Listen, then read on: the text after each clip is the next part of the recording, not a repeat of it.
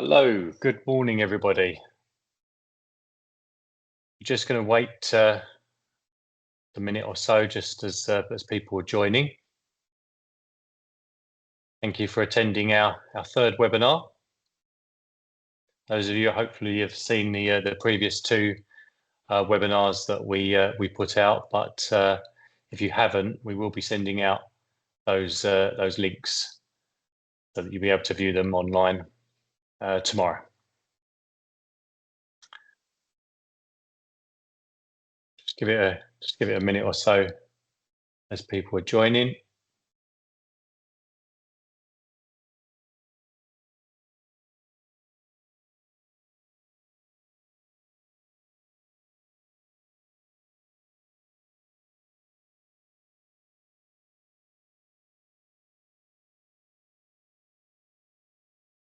If you've attended our last two webinars, you'll know the SP by now, but Claudia will be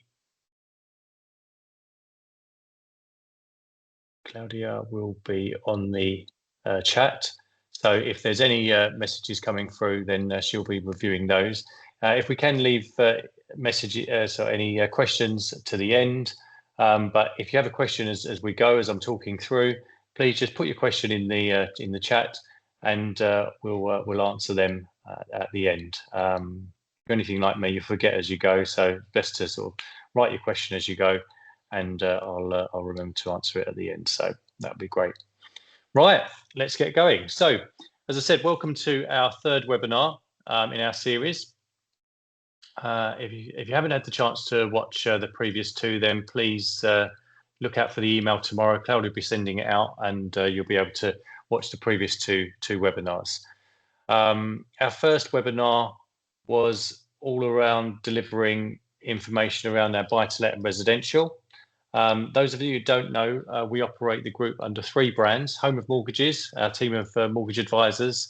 So their first webinar was all around residential mortgages, remortgages, buy-to-let, and that specialist mortgage advice that they offer.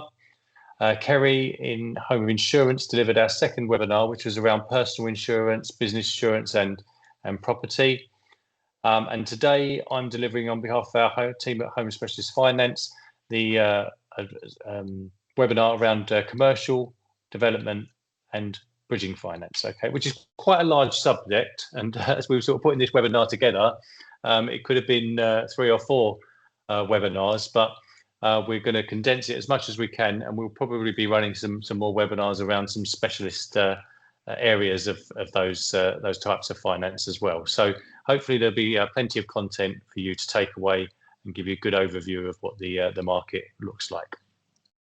Okay, so the areas of advice that we're going to be talking about today is firstly commercial finance. So we're going to go through commercial finance. What does that actually mean? So that could be mortgages secured against commercial property in its simplest form.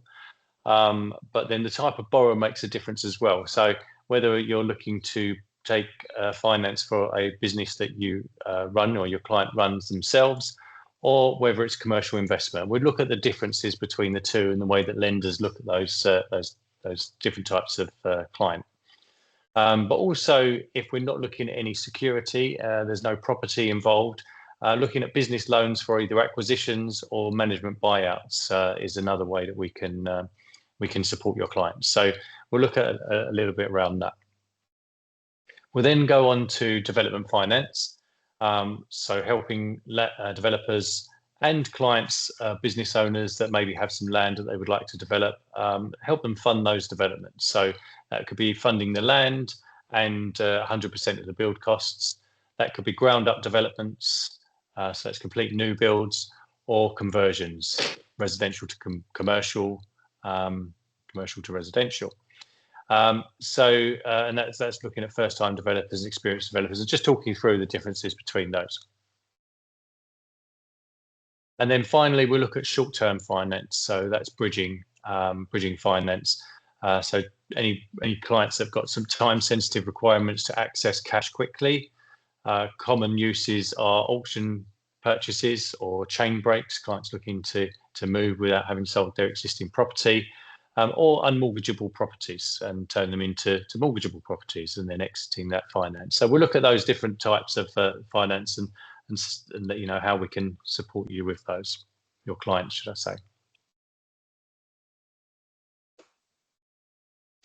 Okay, before we go into that, so I wanted to just look at how accountants can actually identify if their clients may be in need of advice.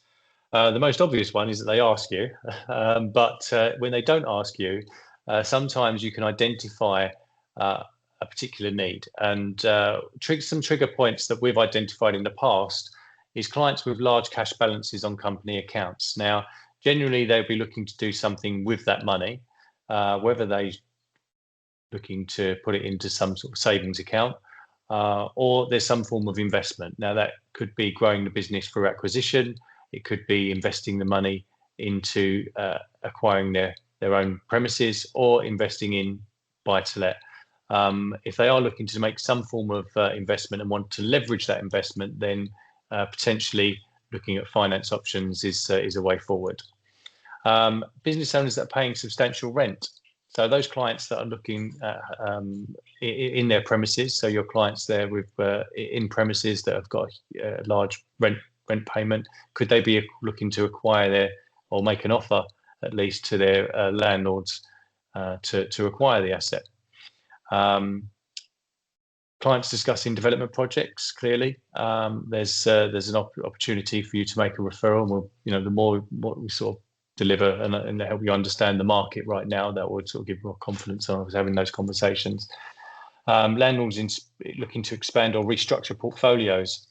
So this has obviously been very common over the last few years with clients looking to move properties within their personal name into limited companies, and we talked a lot about that in our first webinar. But if you didn't catch that, then you can watch that on repeat. But and commercial property purchases or succession planning, and of course business acquisition. So any of those sort of areas we'll be able to help support your clients. So what does the specialist market look like? Okay, so it's continued to grow. The specialist market is made up of challenger banks, so banks other than the big six. Challenger banks coming into the market. Some of these are like the likes of Alicar, Monzo, these sort of banks that come into the market, and specialist lenders that have funding from sometimes high street banks to create specialist divisions, but also those other lenders with private equity. So there's a lot of lenders in the market now, over 80 lenders in this specialist space that we can access.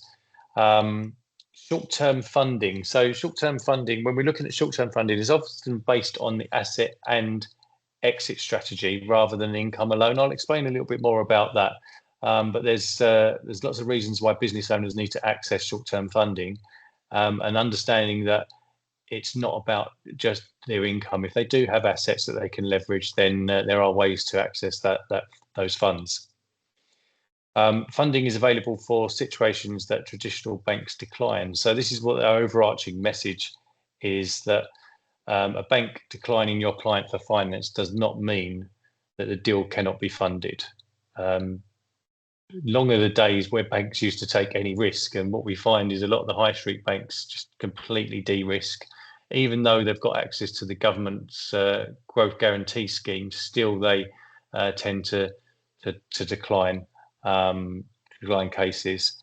But there's a stat that 60% of lending to small businesses was done outside the big six. So that's a huge amount, considering how much of the market bank with those big six lenders. So yeah, they unfortunately and sadly, banks are often declining deals that are perfectly viable with other lenders. The other thing is decisions can be made much faster than high street lenders. Time certainly kills deals. Anybody in working with clients looking to access bank funding can often struggle or can often find that deal falls through purely because the frustrations of dealing with corporate layers of some of these banks. So, and I'm not saying it's all the time. I mean, we obviously put cases to many high street lenders. It's about understanding the right finance to the right lender, and getting that right deal structure is very important in completing the deal. So as I said, we have development finance providers, specialist development finance providers. I think that's very important when you're working with developers. Specialist banks, challenger banks, bridging lenders, and private banks. These are the makeup of who Homer Specialist Finance work with to provide your clients finance. And some of these lenders are here. There's many more. These are just a few of the logos that I was able to drag and drop, but yeah, there's many lenders that we speak to on a daily basis, other than the high street banks, that we can help sort of place your cases with. Okay, so we want to start talking now about commercial mortgages.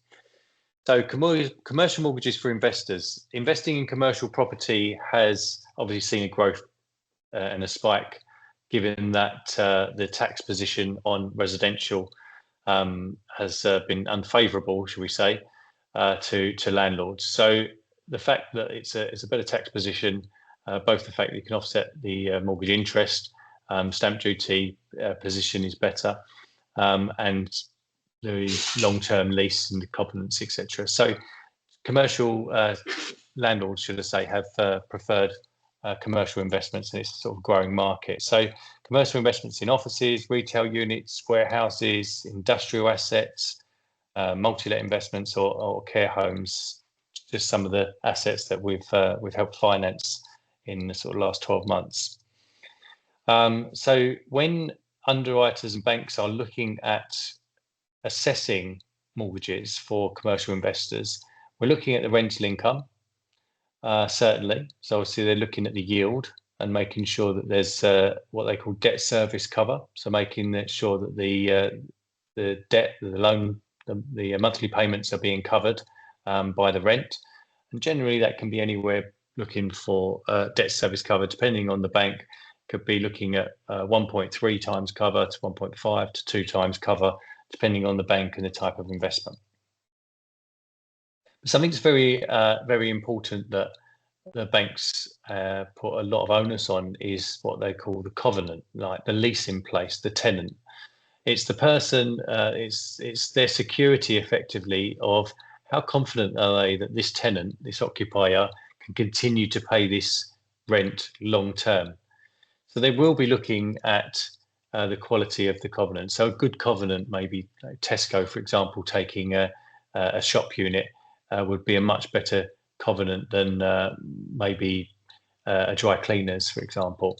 So, but it's not to say that we can't source a mortgage for a dry cleaners, but it's just understanding that the covenant makes a difference. So they might be looking at how long that company's been in business, the type of tenant. So you can find it's generally difficult to get commercial finance on vacant units.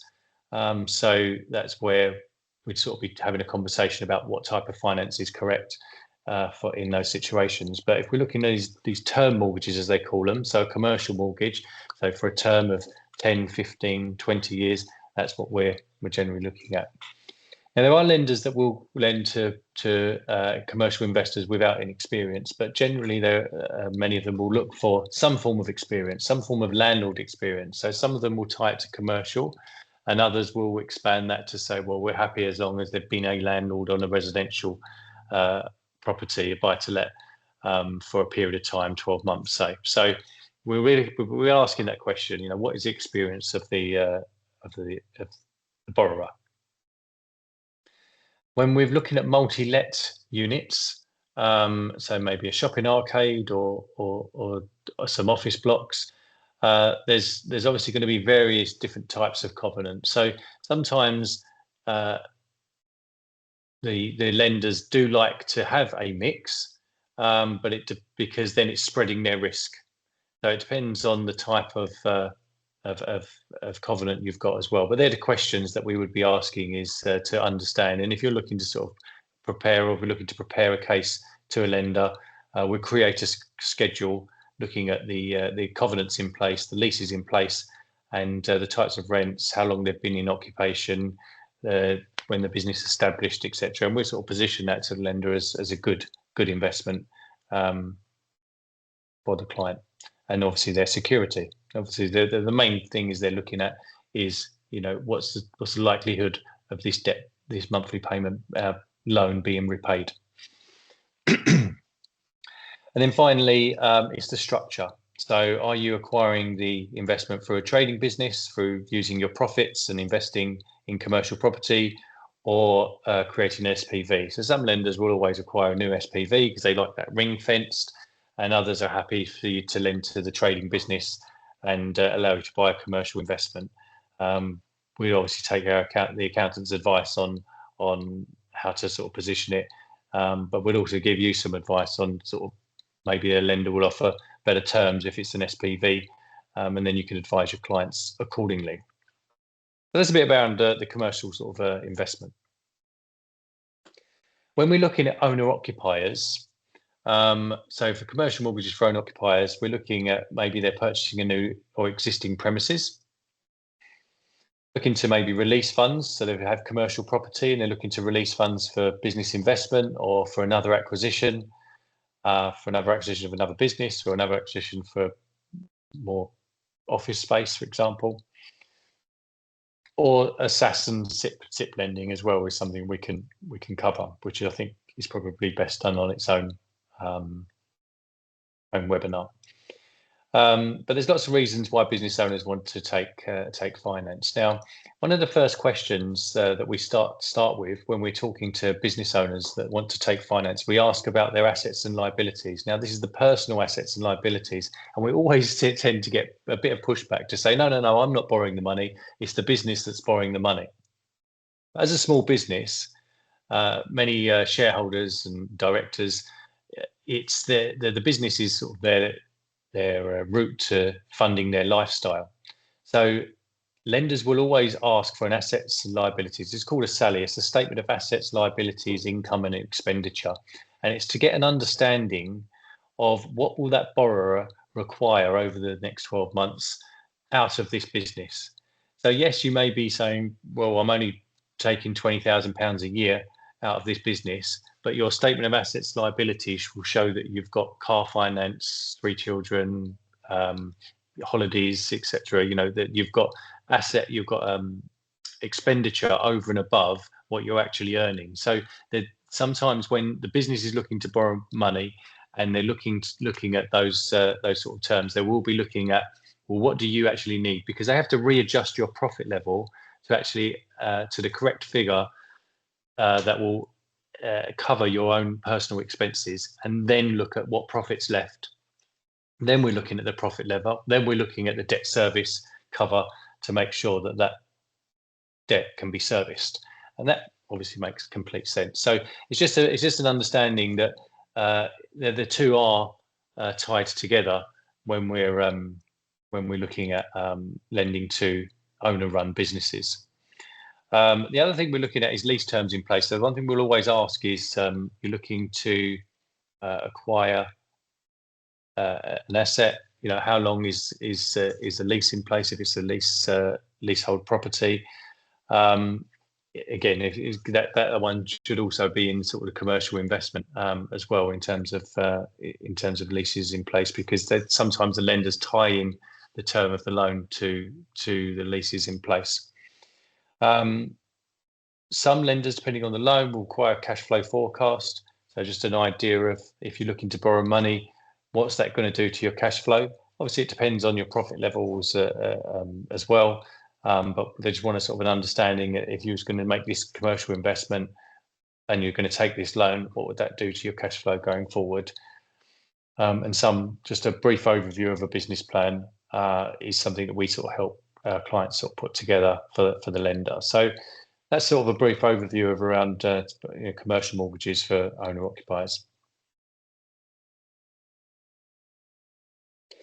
The one other thing, I did mention it early on, but I haven't sort of expanded on it, is the Growth Guarantee Scheme. So the Growth Guarantee Scheme is a government funding that backs lenders, or lenders can access. So if a lender declines a case and they say, well, we're not happy to lend, but we could run this through the Growth Guarantee Scheme, it gives the bank security that 70% of the debt is insured by the government. The issue is that some lenders we're finding are not putting forward these applications to the growth government scheme. They're declining them and saying we still even wouldn't lend under the growth guarantee scheme, which isn't right. And I do think we have had cases in the past where a client's been declined. We've then picked it up and then we've remodeled the case and then represented it. So sometimes we find that it's in the way of the presentation is key. And unfortunately, you can't represent a case to a lender. Once they've declined it, they've seen it the way it was declared. And sometimes it's just about repackaging the case and presenting it in the way that we know that lenders want to see it to sort of get things signed off. So, I would say that if you are do have a client and you're thinking that the bank finance isn't going to offer it, this is generally with management buyouts and acquisitions where there isn't any security. It sort of tends to have to go down the growth guarantee scheme. That's what it's there for, because then it gives the lender security. So if you've got a client that's looking to carry out any of those sort of transactions, then we can sort of explain a little bit more about how that all works. So you've got commercial. Then you've also got semi-commercial. So semi-commercial is effectively a commercial unit with a flat above. Okay, so that could be a high street investment, a single flat above a shop. It could be a public house with flats above. That could be considered a commercial investment, or it could be considered a commercial, a semi-commercial. If you've got a flat above. And then you've got mixed commercial and residential assets. If there's a parade of shops with flats above, etc. So when we're looking at semi-commercial, there's various ways that lenders will look at those assets. So in this example, a client owns a shop with 2 flats above. Traditional lender may look at it and say, yeah, we'll lend 50% loan to value with a few caveats. A specialist lender will assess the entire asset, look at the rental income overall, and depending on their product range, they may put it down the commercial route, and which will pay commercial terms, or they could put it down their residential route and pay buy-to-let terms. And obviously, we'd assess that once we understand a bit more about the asset. So when I say understand more about the asset, some of the lenders will value that asset. Will say we can consider it down the residential route if over 50% is residential. And when we drill down to what does 50% mean, it could be 50% of the square footage, or it could be 50% of the value. So we have to understand what is the square footage of the residential element to the commercial unit, what is the value of the residential flats as opposed to the commercial unit, and then we look at how we're going to get that funding and how we're going to structure that deal for the cheapest possible interest for your client. So it's when you're looking at semi-commercial, various different ways of cutting it up. So we sort of have that conversation and work with your clients on that. Okay, so now we're going to talk about bridging finance or short-term finance. The reason why I put short-term finance here is because a lot of clients, as soon as you say bridging finance, they could say, oh no, I don't want to do bridging finance. Years ago, it was a lot more expensive than it is now. And short-term finance is a better term because that's exactly what it is. It's borrowing money for a short term, and it's not only to bridge a purchase. And for many years, the market was all around, is it a closed bridge or is it an open bridge? Is it, have I secured it? Have I got a buyer on the existing property? So in the residential world, yes, I'm a homeowner. I haven't been able to sell my property. I'm absolutely in love with that property, and my wife won't let me not buy that property. So I have to spend the money to go and buy that property. And I have to do that before selling my existing home. So we take a bridging loan, we secure it against both properties, and when my existing home sells, it's all paid off. Okay, so that's a straightforward. But I can say that 90% of the bridges that we carry out aren't for residential chain breaks. They generally are business owners looking to fund a deal somehow, whether that's a auction purchase, a property that they've seen in auction, whether it's a developer or a buy-to-let investor looking to acquire a property that's unmortgageable, whether it's a refurbishment project that somebody wants to carry out. Sometimes people go in to do a refurbishment project. The property will be perfectly mortgageable day one, but they'll go in and do a refurbishment project and say, right, I've run out of money now, thinking they could just go back to the bank. And what they've actually done is devalued the property because they've gone in and ripped everything out, and now it's not worth much. So bridging finance, taking short-term finance to get them out to finish the project, and then refinance is something we do quite regularly. Time-sensitive opportunities. You've seen an acquisition of another company and you'd like to sort of acquire it. You've got another asset there. You need to draw that money down and acquire it, and then you can restructure the deal afterwards. A lot of it is about starting with one situation, and then within a few months, the situation is going to change, and therefore you're going to be able to get cheaper type of finance and pay this bridging finance off. So we call it short-term finance, and because that's what it is. Generally, it's up to 12 months. You can get up to 18 months on certain bridges, but generally it's a 12-month finance arrangement. And the shorter you've got the bridging finance, the less interest you pay because you're paying it on a monthly basis. So that's a little bit about bridging finance there. So this is an example. A landlord spots a distressed property worth about 300,000 on the open market, pick it up 240,000. But the owner wants to complete within 21 days. So we can actually get the open market value as well. In this example, I've used the actual purchase price, but we can actually borrow against the open market value in certain lenders. But in this example, they've purchase price 240. He's borrowed 75% net bridging loan of 180,000. The bridging finance rate here is 8.85% a month. So over 6 months, they needed some work doing to it. The whole bridging finance cost around £9,000. Exit onto a buy-to-let mortgage. Property's worth a lot more because obviously there's some work done in those 6 months, and we can refinance it at full market value, and you can pull a large proportion of that money that you put in back out. So that's generally why how people use bridging finance when they're looking at property development or property refurbishment, should I say, or quick acquisitions on buy-to-lets.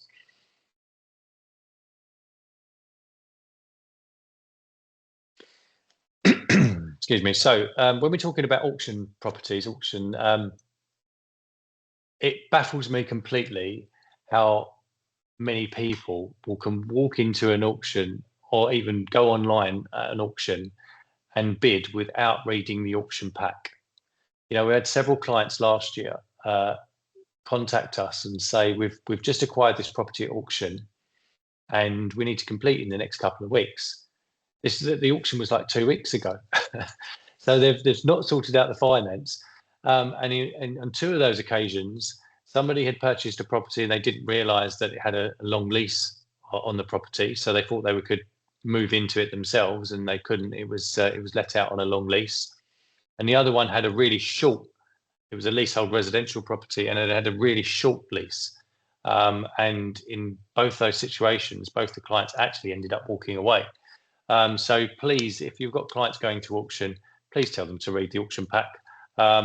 Even better, tell them to organise their finance prior to going to the auction. Send them over to us. They can send over the property that they're considering to buy.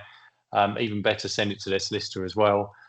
We can look at and give them an idea on anything to sort of be wary of. But yeah, bridging finance is ideal for this. We've got lenders that can act quickly. All bridging lenders will say that. Not all lenders do. What quickly means is when they have internal legals, so they may be doing the legals internally.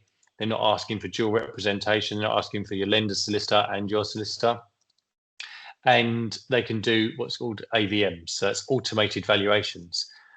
Those 2 things obviously speed up the whole transaction. Being able to do AVMs, being able to automated valuations where you've got an instant valuation figure, and they'll lend a percentage of that figure.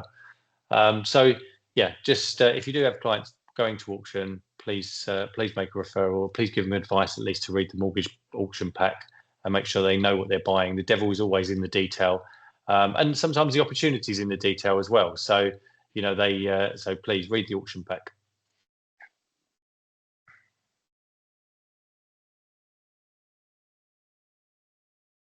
So rates can be as low as 0.59% a month.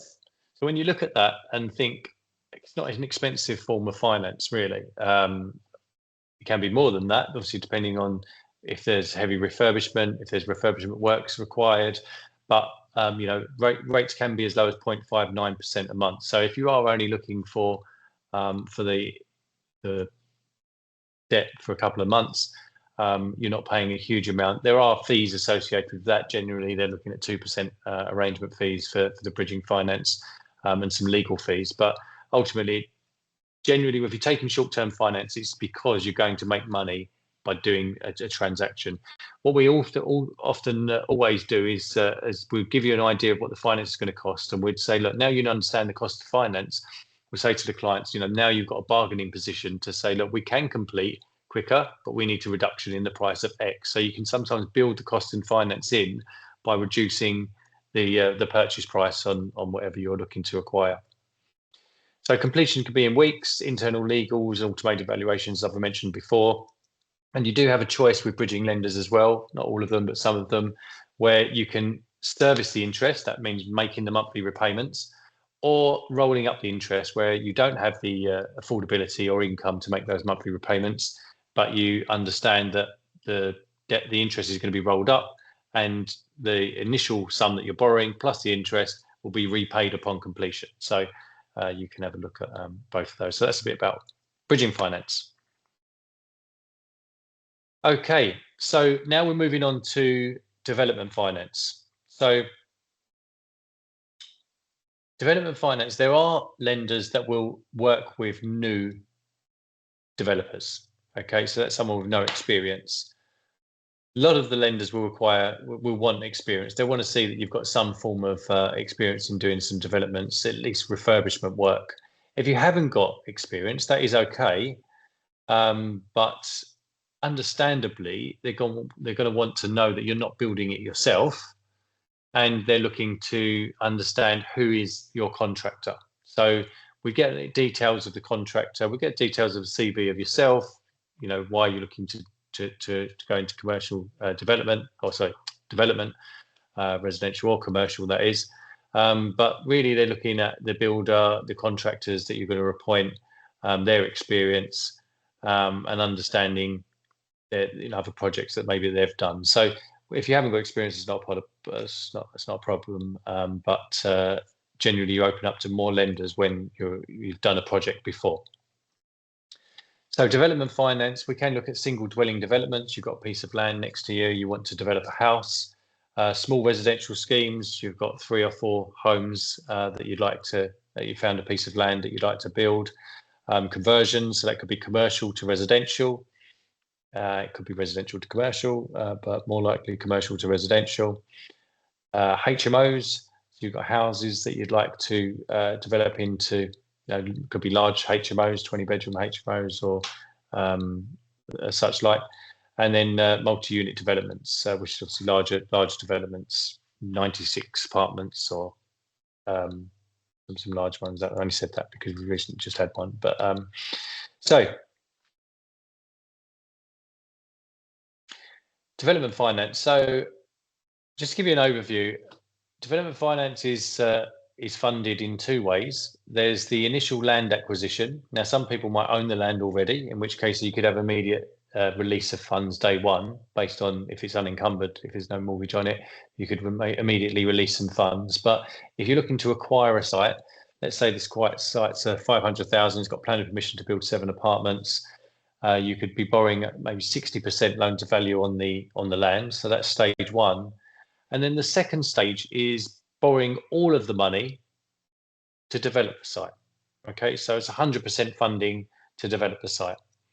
So in this example, development costs are $1 million. The expected GDV is 2.2 million. GDV being the gross development value. That's what, if you was to sell the site at the end, what's it going to be worth? Those 7 apartments are going to be worth 2.2 million once we've built it out. So the reason why lenders will lend you 100% is because they're going to be monitoring that development all the way through. So you pay for PMS, you pay for regular visits.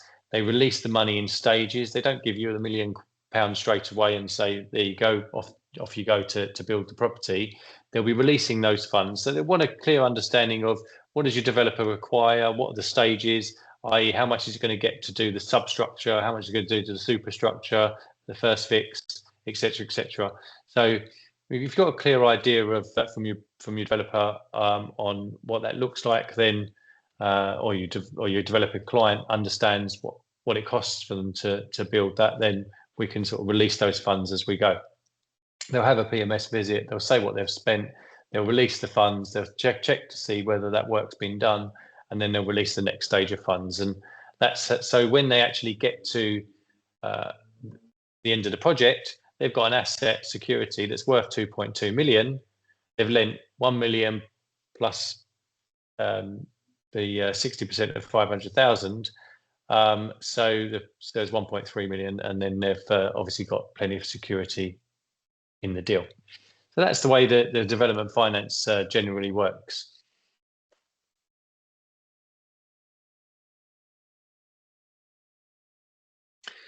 When lenders are assessing these projects, we talked about experience already, so I've already discussed about the experience, but just remember one of the questions that can the borrower deliver? Can they deliver that finished project? So whether that's why they're looking at experience. They're looking at, what is your experience in the industry, or it might be a similar industry, maybe an architect, for example. What's your experience, what contractors are you using? So what they're really assessing is, can you deliver this project? Okay, so that's something that we would address when we're packaging the case. The next thing is does the project stack up? They don't want to fund a project where you're not going to make a profit. You don't want to enter a project that you don't want to make a profit. So they're going to firm up these figures. So where did you get your figures from? How accurate are they? Obviously, they've got lots of deals that they've done previously. They've got models that they can work on. They won't give you the figures. Obviously, you've got to come up with the figures yourself, and then we would look at what that looks like. So whether your developing client should know what the numbers are going to be for the project, or if they've got their contractor, they will deliver the numbers. So does the project stack up? Is there a 15% profit margin in there? It's maybe a larger development might be a 10% project, but they're looking for that element of profitability at the end after all of the costs are taken up. If it's a sale at the end, then factoring in all the sale costs and marketing costs, etc. So we'd look at make sure that there's a profitability in there. The second thing is the security. So day one, obviously, there's security, which is if there's planning permission, then you can get going straight away, and it's worth what it should be, what you should be paying for it. Just to point out, the way they're going to be looking at that is they'll be looking at the GDV, they'll be taking off the profit, then they'll be taking off all of the costs, and plus the interest. And that's really where you're going to get your land value from. That's really what people should be paying for their land. But that's the land value. So they can look at it, first of all, in day one security. So they're going to come up with a figure for the day one. And then you might say it's worth 2.2 million as per our previous example, but how certain are you on those numbers? Where did you get those numbers from? What comparables have you got? So they're going to be firming up those sort of values, because they want to make sure they can get out before getting in. And then that leads me on to the exit, which is the final piece there. How will the loan be repaid? So the two strategies are generally sale or refinance. So sale if you're selling the asset once you've developed it, or refinance if we're looking to retain the asset by letting them out long term, and we'll be looking to put a mortgage on it. So we'll just look at, if you are looking to sell, then obviously you need to make sure that those numbers are accurate on the GDVs, would anyway. But if you're looking to retain, then we're looking to make sure that we've got an exit strategy already placed. So this is the lender we're going to exit to, and this is their calculations. And yes, based on these rental incomes, we can exit your loan. So that's how lenders really assessing those development finance deals. These are the common reasons that finance applications fail. So unrealistic GDV assumptions. So a client may say, yeah, it's definitely going to sell for this. And if it's London and South East, we might have a better idea on to assess. But some developers further afield, in areas that we won't know, we have to take their word for it and understand, what that GDV is going to look like. And sometimes we can put an application in, and the lender's saying, no, where do those numbers come from? Because we haven't got any comparables that would evidence that that's the actual GDV. So doing the homework up front, we'll ask those questions and we make sure clients have done a bit of homework on that as well. You don't want to spend time they don't want to spend time either on a deal that's not going to go anywhere. So weak exit strategies. So sometimes lenders like that there's an option for exit strategies. We'll try and sell. If we don't sell, then we can refinance, or so we'll maybe come up with a couple of exit strategies. Incomplete information. So generally we get a client come to us and say, we've tried to get development finance, we haven't been able to get it, and they've literally sort of given 3-4 bullet points of why they think they should qualify for a development finance. So it's just about how we package the case for the lender in terms of the way that they want to see it. Insufficient and experienced explanation, poor presentation of financials. Again, we've seen all of these before, and this is sort of what we support clients with. Incorrect lender selection as well is a big one. Not every lender has got the same appetite. So you may have done one deal with a particular lender and got on well, but they don't like the fact that your next one's going to have a commercial unit underneath. So it's understanding which lender to choose from or to place the case with. Okay, prior to sending this presentation out, we did have an accountant come back to us and say, could you talk a little bit more about care and nursing homes? So we've added this slide in just to talk about care and nursing homes specifically, but it did sort of spark something that we will probably do some more dedicated webinars where we'll just post them up on YouTube, send you out some information, but just put some more dedicated information about different types of funding for specific areas. Warehouse developments, very popular at the moment for storage, etc. But care and nursing homes is a big one. So care and nursing homes, supported living, group homes, assets let to local authorities, housing benefit backed tenants on commercial leases, they all fall into sort of a similar group. I wouldn't say the same group, but a similar group. So there's it's a growing area, so more lenders are open to it. Years ago, you used to say care home, and banks used to sort of step away and say, no, we won't enter that space. It's basically a reputational problem that they were concerned that if they had to repossess a care home, it doesn't look good, and it will be front page.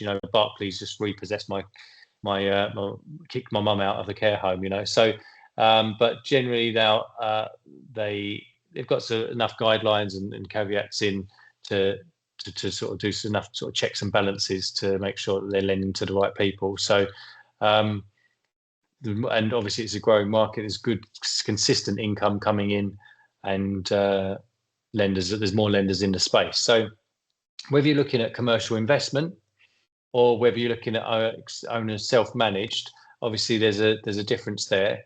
One of the issues that we find when people are looking at care homes is they'll say they want to buy a care home, or they'll say they want to buy a property that is a care home, and the usage will be the incorrect on with the council. So I think one of the things is getting the right planning usage on the property, or understanding what it is. Just asking the question, it can save a hell of a lot of time when you're clients are assessing deals, to understand, has it got the right planning for what the care home is. Now, it may be that they've run it as a care home, but they never had finance on it, so it's never been an issue, or it's never come up, should I say. But if you're taking finance, the lender wants to know that they're lending to the asset that actually can be let as for what it is.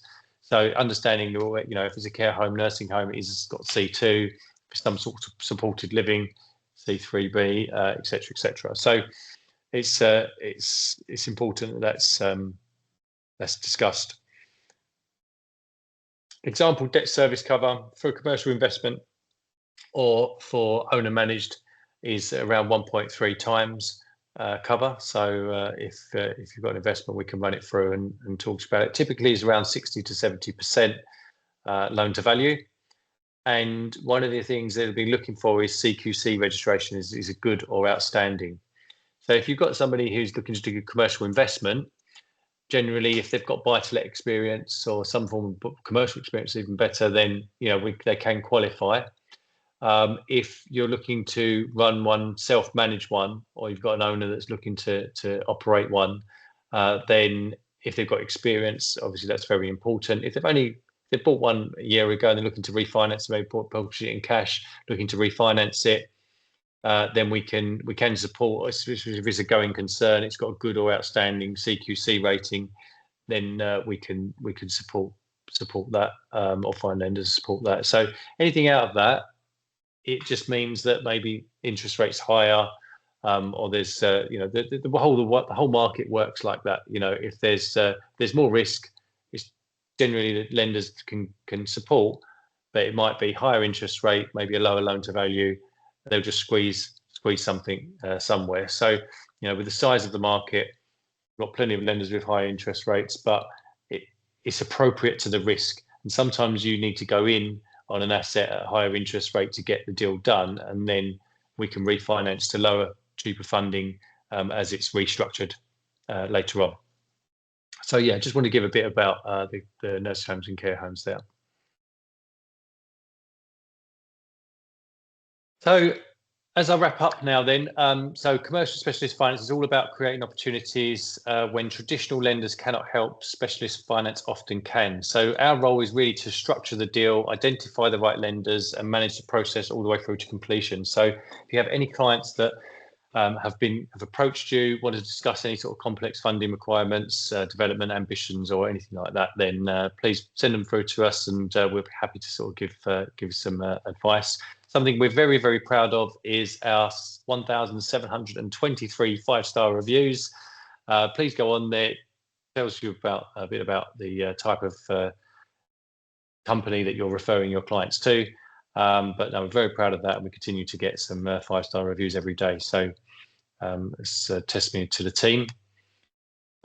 If you would like to become an introducer and you haven't already signed up, then please, there's a QR code there. Please click that QR code, and Ella in the office will send you out the introducer agreement, which you can complete. And obviously, we are experts in complex cases. Query to keys, which means that we don't just submit the case and hope for the best. We take the client all the way through to completion. Sometimes we'll pass completion. When we're talking about these development finance, we tend to work with clients to sort of help support them through that as well, and the exit strategy. You get same-day advice, and for those accountants that do require it, we can also pay a commission for any referrals as well. So thank you very much for joining us today, and I hope you have a great day, and we'll see you on the next one. Thanks very much. Oh, in actual fact, before I go,